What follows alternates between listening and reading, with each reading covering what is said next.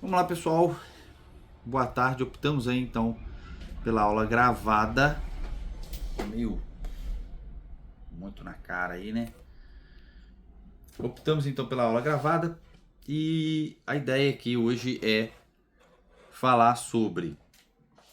Vou chegar para cá. Declaração Universal dos Direitos Humanos. Antes de mais nada, falar um pouquinho sobre a competência 5 da redação, que é a questão da conclusão da proposta de intervenção.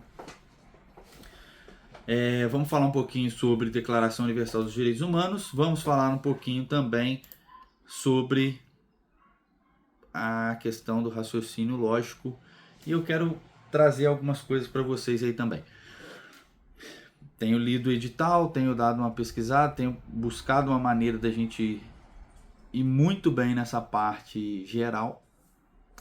Então, vamos lá. Eu vou começar então com a parte da competência 5. A competência 5 ela fala sobre a proposta de intervenção e basicamente ela está relacionada ali com a conclusão da nossa redação. Lembra aí sempre mais ou menos aquela estruturazinha de introdução, 2 parágrafos de desenvolvimento, talvez para quem tem uma letrinha menor 3 parágrafos e por fim a conclusão. Mas eu tenho visto que quando eu jogo as redações lá para elas serem corrigidas, ele sempre traz um ponto de falta. Trazem a ideia, a ideia está aqui. A ideia da intervenção eu estou enxergando. Porém, me faltam detalhes dessa intervenção. Eu acho que deveria ser feito X para melhorar Y. Beleza, X, mas de que maneira?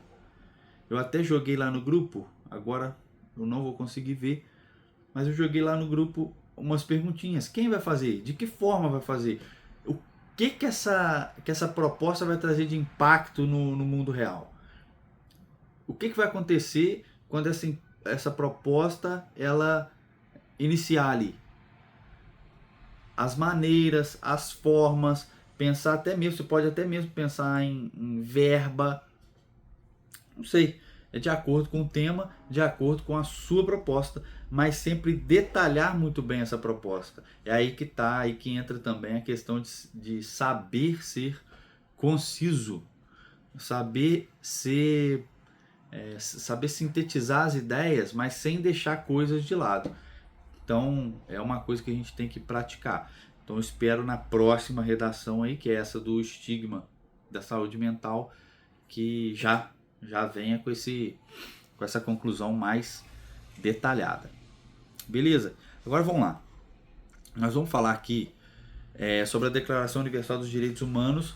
Olhei até a última prova. Eu falei para vocês que sempre que aparece a Declaração Universal dos Direitos Humanos no conteúdo programático de um edital, é muito provável de 80%, no mínimo 80%.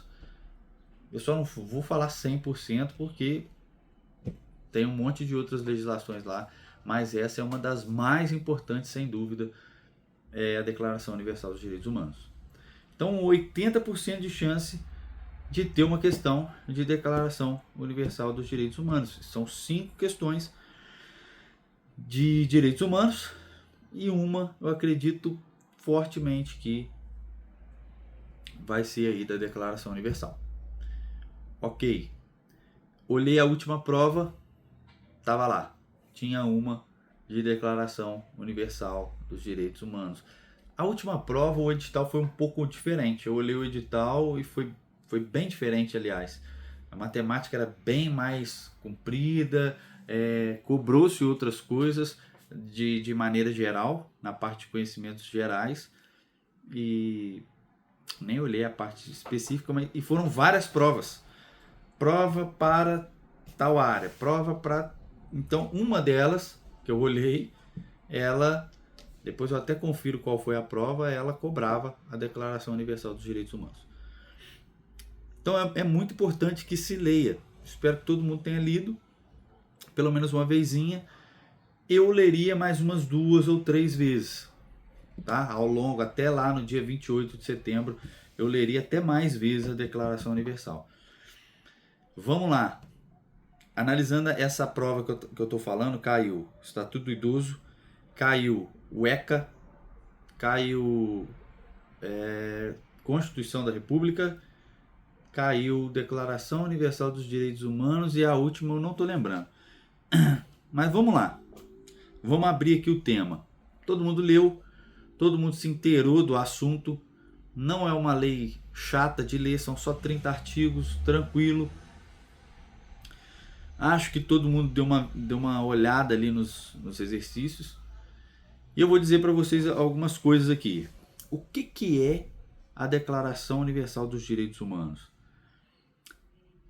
Lá em 1948, vou olhar aqui, 10 de dezembro de 1948, a Assembleia Geral da ONU se reuniu para fazer um documento ali para firmar um compromisso humanitário de que o ser humano, pelo simples fato de ser humano, ele já tem alguns direitos. E daí o nome direitos humanos, é do ser humano. Então é importante, anota no cantinho ali, coloca aí DUDH, Declaração Universal dos Direitos Humanos, 10 de dezembro de 1948. Pode cair? Pode.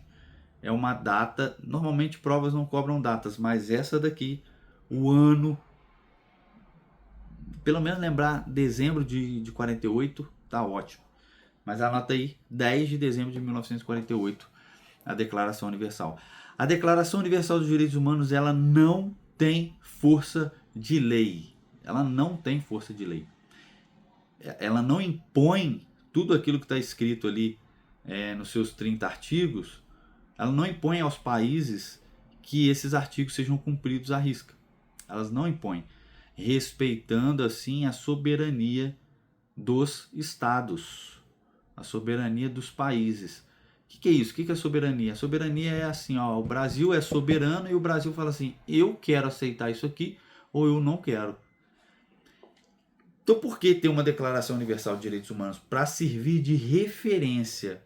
Se você pegar a nossa Constituição, der uma lida lá, o artigo 5º cai na sua prova, você vai ver que o artigo 5º tem um monte de coisa, quase que cópia, quase que Ctrl+C, Ctrl+V da Declaração Universal dos Direitos Humanos. A nossa Constituição é de 1988 e a Declaração Universal de 1948. Então, praticamente, eles copiaram muitas coisas. Algumas coisas não, muitas coisas ali é cópia da Declaração Universal. Por quê? Porque a declaração ela não tem força de lei, mas ela serve de referência. Ela serve de ponto de partida para que os estados, os países, eles criem seu ordenamento jurídico a partir daquilo ali. E eles são obrigados? Não. Os países são soberanos e os países, ainda que signatários da ONU ali, eles não são obrigados a colocar.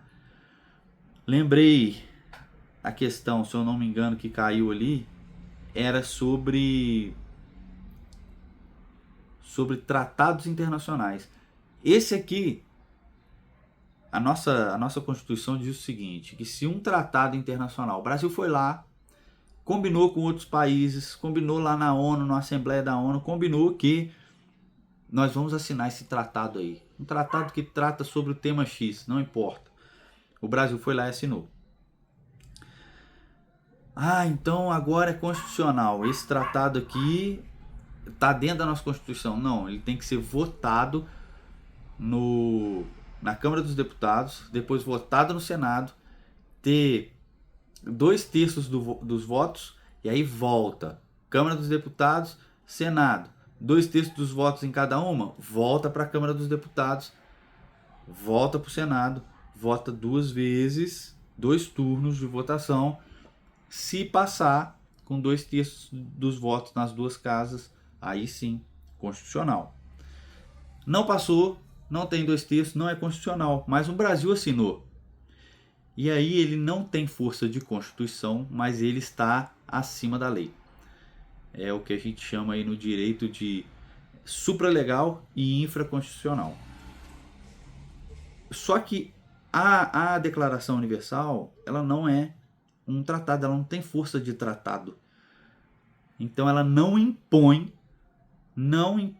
guarda bem isso aí, ela não impõe aos países que sejam cumpridas as exigências ali trazidas nos 30 artigos. Beleza até aqui?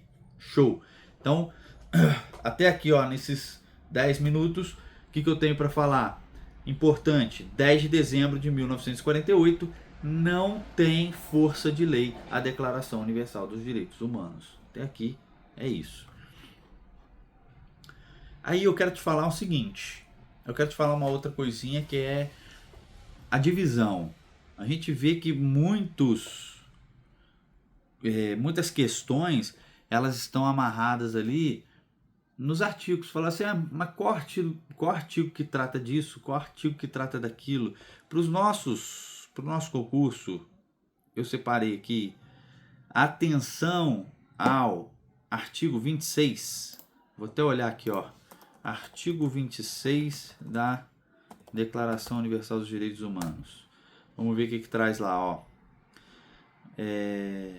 Toda pessoa tem direito à educação. Aí ele fala assim, ó. Ele tem 3 pontinhos ali. Atenção a esse daqui, por quê? Porque é um concurso sobre educação. Então, o artigo 26 da declaração que fala sobre educação, ele é muito importante.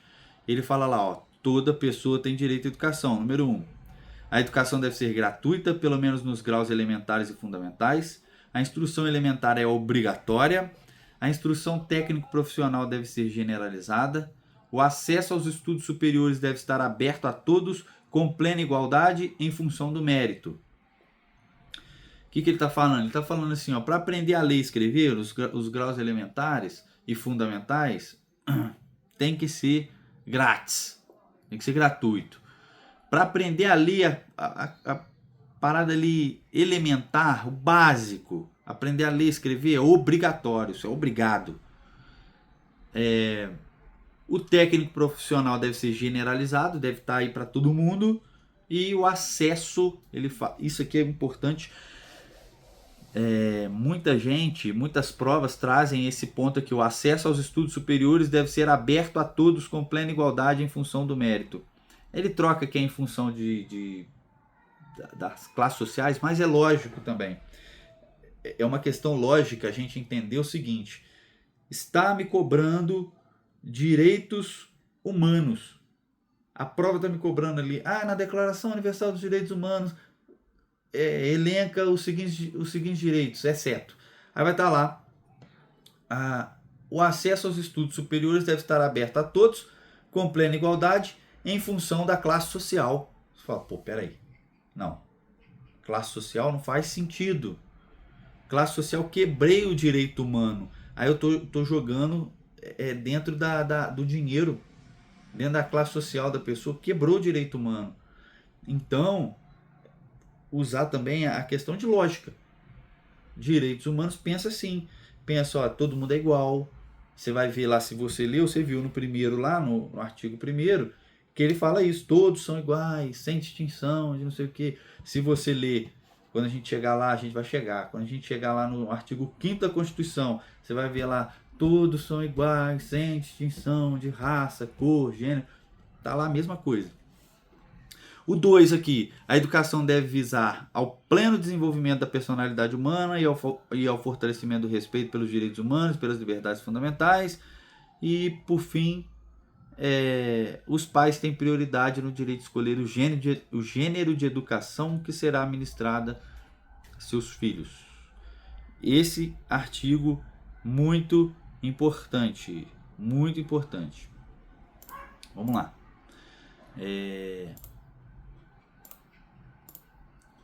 Além disso, eu quero falar aqui outro ponto. Esse é o mais importante. Para essa prova, o mais importante, sem dúvida. O resto então não é importante. Vou ficar só com 26. Não. Lê tudo. Entenda ali. E principalmente, 1 e 2, 26. 1 e 2, 26. 1 e 2 é dignidade e igualdade. E na verdade é dignidade e igualdade no primeiro e não discriminação no segundo. Ele tem, se você ler o materialzinho lá também, ele tem uma divisão lógica, ele não vem com títulos, como eu falei ali na última aula. A Constituição, se você pegar ela lá, você vai ver que ela é toda dividida em títulos, subtítulos, seções. Ela é toda bem dividida, bem estruturada, para você saber bem aonde procurar. Você pega o sumário da Constituição, eu quero saber como é que funciona a defesa do Estado. Vai lá no sumário, defesa do Estado, tá lá, você vai achar lá. Eu quero saber como que funciona o judiciário do país, o poder judiciário. Você vai lá, procura no sumário, poder judiciário, tá lá, ele é todo bem estruturado. A nossa Constituição ela é toda organizada, muito bem organizada. Só que a Declaração Universal não é.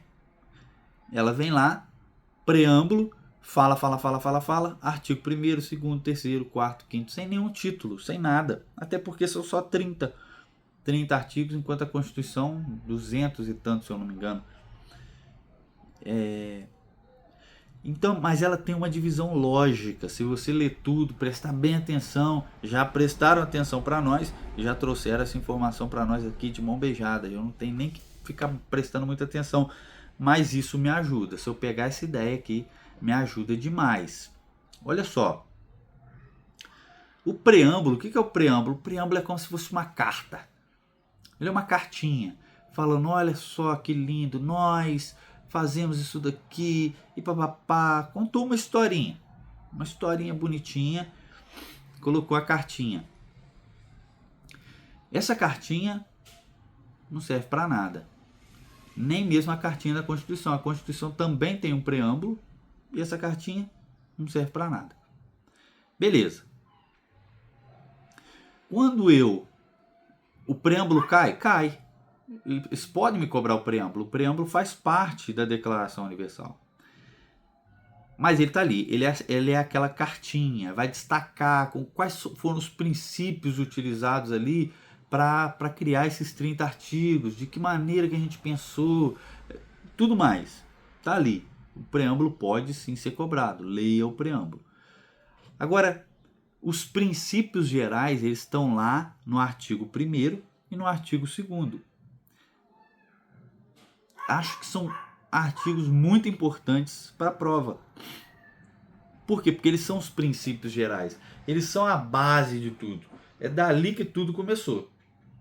O artigo 1º. Todos os seres humanos nascem livres e iguais em dignidade e direitos. Grava bem isso daqui, gente. Grava bem. Escuta bem. Todos os seres humanos nascem livres e iguais em dignidade e direitos. O artigo 1º. É um princípio. Ele está falando que eu parti do pressuposto de que todos os seres humanos são iguais. Todos os seres humanos são iguais? Não. Todos os seres humanos nascem livres e iguais em dignidade e direitos. Repete aí. Todos os seres humanos nascem livres e iguais em dignidade e direito. E é a partir daqui que foi criado tudo. Aí o artigo 2º ele proíbe discriminação. Não, aqui não vai ter discriminação não. A pessoa pode ser branca, preta, ela pode ser mulher, homem, ela pode falar inglês, português, alemão, ela pode ser evangélica, católico, ela pode ser espírita, ela pode ser muçulmana, ela pode ser o que for. Ela pode ter a opinião X, Y, Z, ela pode vir do país tal, do povo tal, não importa. Não existe. A declaração é dos direitos humanos. Se você é ser humano, você tem esses direitos aqui, inerentes, inatos. Você nasceu com isso, você nasceu com esse direito, vai morrer com esse direito simplesmente porque você é ser humano. E esses dois princípios, eles trazem exatamente isso para mim. E eles é quem vão direcionar todas as coisas. São eles que vão conduzir os demais artigos. Então já sei, já eliminei 2. Eu eliminei 2 ali, agora só tenho 28 para pensar. Esses 2 estão falando que todo mundo é igual. Está falando que eu não posso fazer discriminação. Basicamente eles falam a mesma coisa. Todo mundo é igual, não existe diferença, não tem listinha de melhor ou pior. Todo mundo é igual. Ok. Agora do terceiro ao 21º, do 3 ao 21, ele vai falar sobre os direitos individuais. O que é isso aí? O que é direito individual? O direito que cada um que você tem, o seu, você, aquele tá, é meu, de ser humano, é individual. É o que? Direito à vida, liberdade, segurança, não ser torturado, não ser escravizado. O artigo 5º, de novo, da Constituição, ele é muito parecido com a Declaração Universal dos Direitos Humanos. Traz mais coisas? Traz. Mas só que muitas coisas estão aqui. Muitas coisas. Igualdade, liberdade de pensamento, de religião, de crença, liberdade de expressão. Do 3 ao 21 vai estar trazendo esses direitos. Coloca isso na cabeça. Direitos individuais e liberdades públicas. Liberdades públicas é principalmente a parte de participar da política do país. Beleza? Então, olha só. Já matei 1 e 2. Já matei do 3 ao 21 em questão de estrutura da legislação, da declaração. Em questão de estrutura, já matamos ali 23 artigos. Aí do 22 ao 27, ele traz direitos econômicos, sociais e culturais. E é aqui que está o nosso. Lembra lá que eu falei do 26? O nosso está aqui. Então, se você pensar assim, 1 e 2, tá. Princípios básicos. Todo mundo é igual. Do 3 ao 21, traz ali os direitos individuais. Direito à vida, direito qualquer coisa que você pensar assim. Eu não preciso ganhar nada. Eu não vou ganhar nada. Ninguém vai me dar nada. Eu já tenho. Você concorda comigo que o ser humano, a partir do momento que ele nasce, na verdade, a partir do momento que ele nasceu, não, a partir do momento que ele está lá na barriga, no Brasil a gente proíbe o aborto em alguns casos, né? Permitiu-se em alguns casos, mas em geral, vamos pensar em geral, o neném ali na barriga ele já tem direito à vida. Ninguém vai dar nada para ele. Porque eu sou ser humano e eu tenho direito de andar seguro, de ter segurança.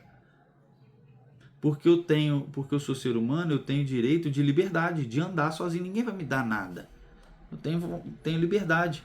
Porque eu sou ser humano, ninguém vai me colocar a mão para me torturar. Porque eu sou ser humano, ninguém vai me escravizar. Simplesmente pelo fato de ser humano. Olha só como é que liga o primeiro com os demais, com os direitos individuais aqui do 3 ao 21. E também, do 3 ao 21, também traz a questão de participação política. Agora, do 22 ao 27, ele vai me dar alguma coisa. Direitos econômicos, sociais e culturais. Direito à segurança social. Direito ao trabalho. A salário. A descanso. Estou ganhando coisas aqui. O Estado apareceu agora. Não só para garantir, mas para proporcionar. Quando eu falo Estado, eu estou falando da União, eu estou falando do governo. Então o Estado apareceu para garantir lá em cima, do 3 ao 21, e agora para me proporcionar, para me prestar serviço, para me prestar alguma coisa. Direito à educação, o Estado vai me dar a educação. Direito à participação na vida cultural da comunidade, o Estado vai me proporcionar isso. Através de teatro, através de cinema, através de música, de dança, não sei. Mas presta bem atenção. Vamos fazer de novo. Do primeiro e segundo, tá me direcionando, tá falando, ó, todo mundo é igual. Eu vou partir daqui. Primeiro e segundo, não tem discriminação aqui. Do 3 ao 21, São garantias que o ser humano tem. Vida, liberdade, expressão, religião, tem porque tem. Ninguém tem que dar nada para ele. 22 ou 27, o Estado apareceu para te dar, não para te garantir mais, para te dar, para te prestar. E, por fim, a educação está dentro da prestação do Estado. O Estado está dando educação. Do artigo 28 ao 30 são as garantias gerais, que é para todo mundo, não é mais público, eu estou pensando no coletivo. O direito a uma ordem social, limite aos direitos, respeitar o direito dos outros e a moral pública, estou pensando no todo. E nenhuma disposição pode ser usada para destruir direitos ou liberdades reconhecidos. Se eu já ganhei, eu não posso mais perder. É isso, principalmente as garantias individuais. Então, vamos lá. As palavras-chave, na verdade, ao substantivo composto, que podem aparecer é dignidade humana, aparece toda hora, igualdade de direitos, proibição de discriminação, direito inalienável.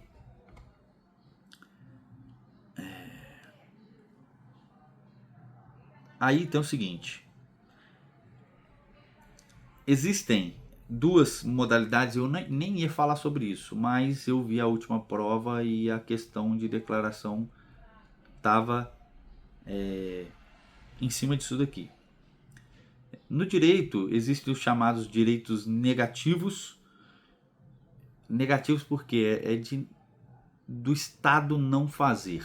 Direitos de defesa, que a gente chama de direitos negativos ou direito de defesa.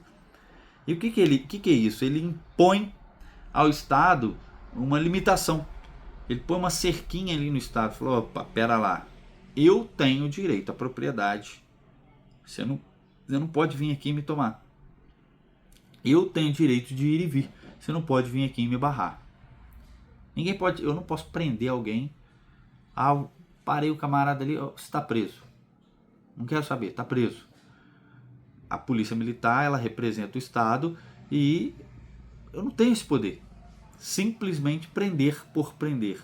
Direito de ir e vir. Por quê? Porque a Constituição, inspirada aqui na Declaração Universal dos Direitos Humanos, ela traz uma limitação do poder estatal.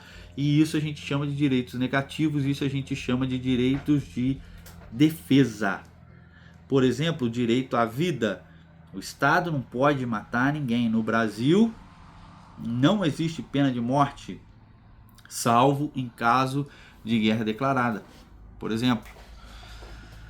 Então, esse é um exemplo.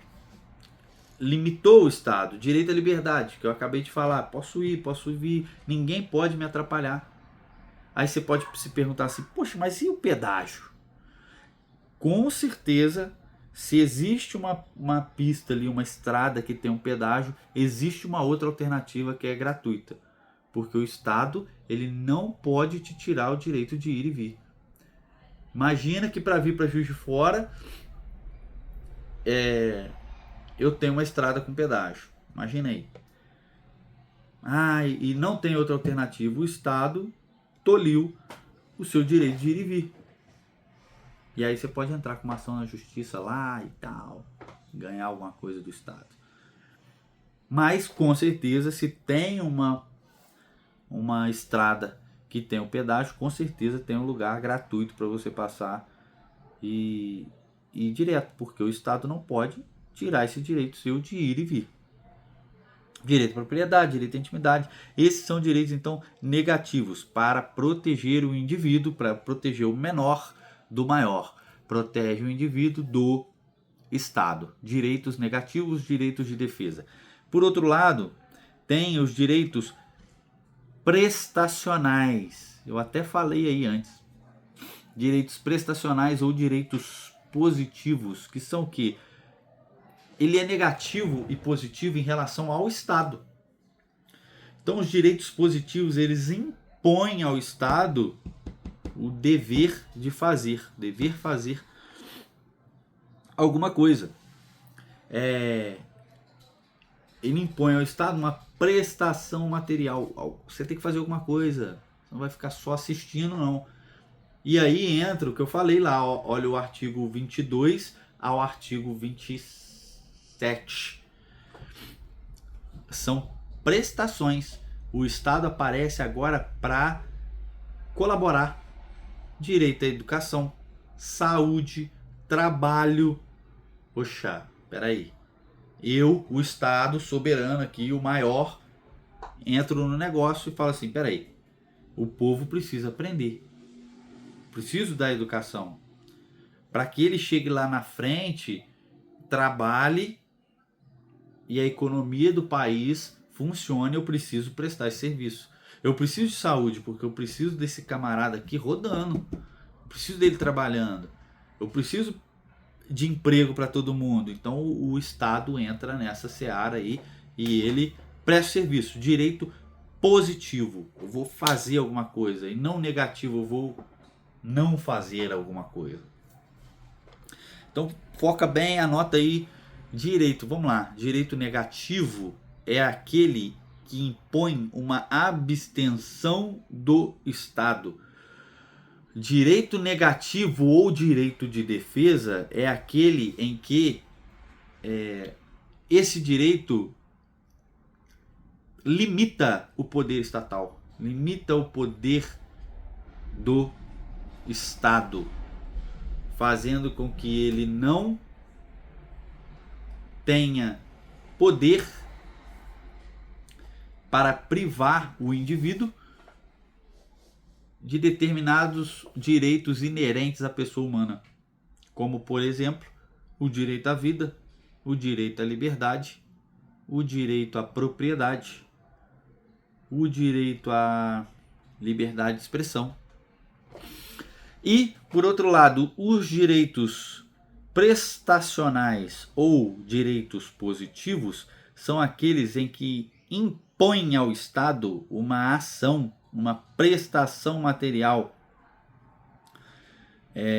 O Estado tem, então, o dever de fornecer serviços, bens ou condições para que o indivíduo possa gozar desses direitos, como, por exemplo, o direito à educação, o direito à saúde, o direito ao trabalho digno, previdência social, moradia, assistência social e mais um monte aí.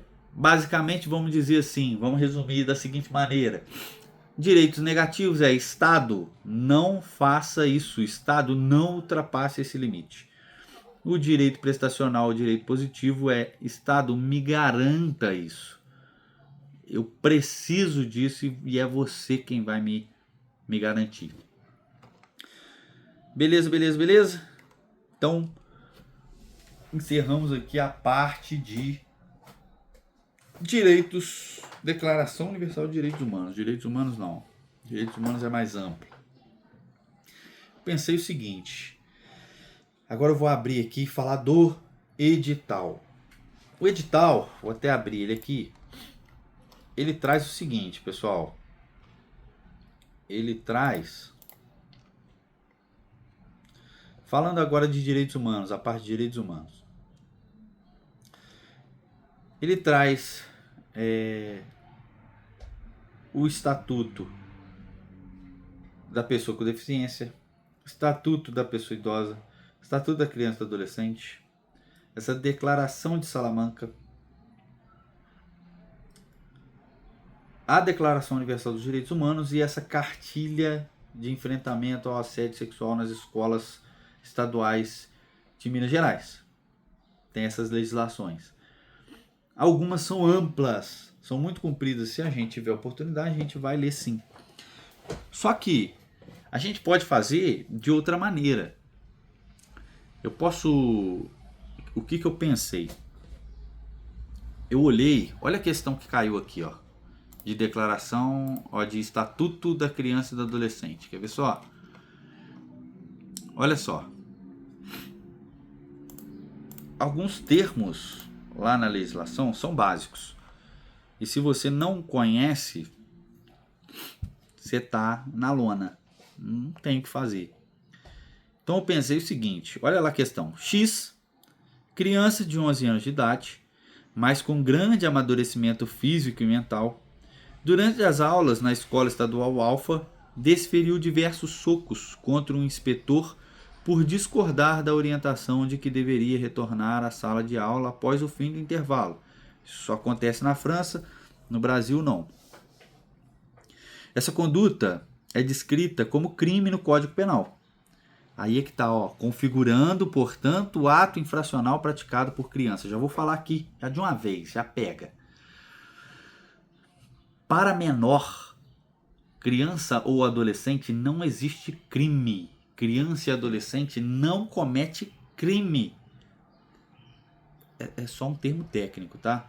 O que ele fez é crime, mas aqui no Brasil a gente falou assim, não, a criança não comete crime. Criança e adolescente comete ato infracional. Por exemplo, quando a gente que polícia militar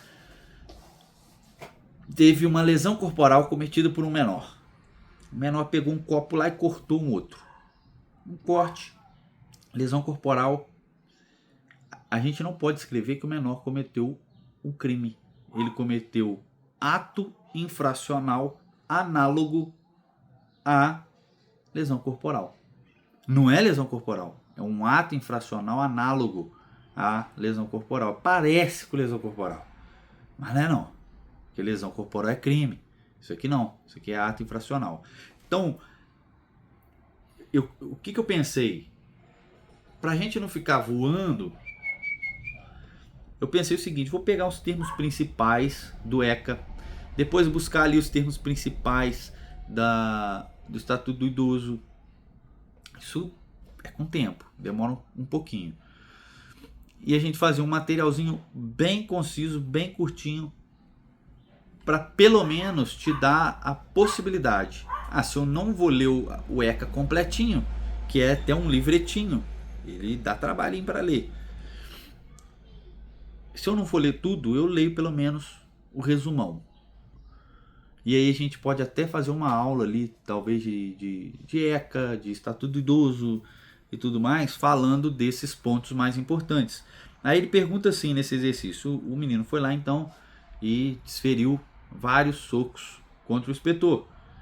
Não cometeu crime de lesão corporal ali, não. Ele cometeu um ato infracional análogo à lesão corporal. E aí ele pergunta, o diretor da escola estadual Alfa foi corretamente orientado no sentido de que X, a criança, em razão de sua conduta, deve, letra A, deve ser encaminhada à internação provisória de caráter compulsório, obrigatório. Não tem nada disso. A criança tem tudo, pensa isso. A criança tem tudo no Brasil. Não pode receber medida socioeducativa ou protetiva. Aí já quebra um pouco, né? Não pode. Se ele fez alguma coisa, aí a pena dele tá aqui dentro. É uma medida socioeducativa, tá? E a gente vai ver depois. Pode receber uma medida específica de proteção, que não tem nada a ver, pode receber uma medida socioeducativa, que com certeza essa é a resposta. A pena da criança se chama medida socioeducativa. Eu já falei aqui um pouquinho sobre o ECA. Mas isso que eu pensei, tudo isso para falar assim, eu pensei no seguinte, eu vou começar até pelo ECA, porque eu acho bacana e acho muito pertinente. Muito mais pertinente do que o Estatuto do Idoso, falando de professor, né? Você está ali lidando com quem? Com a criança. Então é importantíssimo que você conheça o ECA. Você faça a prova ali que você tem condições de responder questões sobre o ECA. Muito mais do que da pessoa idosa. E vou fazendo. Lei por lei eu vou fazendo. Para a gente estudar de uma maneira resumida. Além disso, eu separei as matérias aqui em algumas aulas. Eu fiz as contas ali, vai dar mais ou menos 25 aulas se eu conseguir 2 por semana. Que eu vou me... Desculpa. Que eu vou me esforçar pra gente ter pelo menos 2 por semana. Se a gente não conseguir ao vivo, eu vou gravar essa aula e disponibilizar. Se eu conseguir 2 por semana, a gente vai ter mais ou menos entre 25 e 28 aulas. Se eu não falhar nada, acho que dá 28. E do dia 1º de julho até o dia 27 de setembro, um dia antes da prova, a gente tem 89 dias. O que dá para estudar com força os conhecimentos gerais aqui. Com força, dá para estudar muito. Em 89 dias dá para estudar pra caramba. E aí eu pensei o seguinte: a partir de agora, a gente fazer, eu vou organizar para a gente ver todo o conteúdo, ainda que a gente já tenha visto nas aulas presenciais lá. Por exemplo, aqui eu tenho cobrando aqui fonemas, que a gente viu na aula presencial, mas eu vou fazer uma aula aqui sobre fonema. Vou fazer essa aula sobre fonema, vogais, consoantes, semivogais, encontro vocálico, encontro consonantal, dígrafo, tudo tá aqui dentro do edital. Eu vou fazer essa aula e a gente vai ter essa aula. De repente valeria até a pena a gente fazer o seguinte, pensando aqui, eu gravo a aula de português e a gente tem uma aula de matemática, pelo menos ao vivo, que eu acho que vai ser uma sacada boa. E qualquer coisa, nada obsta de, na hora da aula ao vivo, a gente tirar um tempo ali para o português, falar, tem alguma dúvida? Assistir as aulas lá, tem alguma dúvida? E a gente tira as dúvidas. No mais também, eu vou fazer a mesma coisa com a matemática. A gente vai ter todo o conteúdo da matemática até lá. A gente já viu porcentagem, acréscimo e desconto. A gente já viu a regra de 3, que está dentro de proporcionalidade, grandeza diretamente e inversamente proporcional. A gente está vendo raciocínio lógico. E eu pesquisei aqui, que cai muita questão de sequência. Sequência está aqui no edital, só que não são sequências. Eu não vi nenhuma questão dessa banca cobrando PA e PG, progressão aritmética e progressão geométrica. Não vi, são sempre sequências lógicas. Então, de repente, eu vou separar, já até tinha separado para essa aula aqui, algumas questões de sequência lógica. Vem lá, 3, 5, 7, qual que é o próximo? É mais ou menos isso. Algumas são fáceis e algumas são bem complicadas. Por fim, a gente pegar também a grandeza e medida, áreas e perímetros de figuras planas e a probabilidade estatística, que no geral é muito fácil. A única coisa aqui que tem que não é nem chato não, é tranquilo demais, são as medidas de tendência central, média, moda, mediana. Molezinha. E aí a gente tinha que ver essa legislação educacional aqui, que é o tema mais chato aqui dos conhecimentos gerais. Beleza, pessoal? Vou fazer o seguinte, essa parte aqui eu vou parar e eu vou pro quadro pra gente falar de raciocínio lógico, ok? Outra coisa também é que o raciocínio lógico, ele é, olhando algumas questões, ele é bem lógico. Ele não é tão chato quanto parece, quanto as nossas aulas aqui. Talvez esteja sendo muito profundo, mas é com vocês. 89 dias do dia 1º de julho até o dia 27 de setembro. Aí, se vocês quiserem se aprofundar e estudar, a gente faz aprofundado. Se não, a gente pode... Eu vou até propor no grupo lá depois um pensamento meu.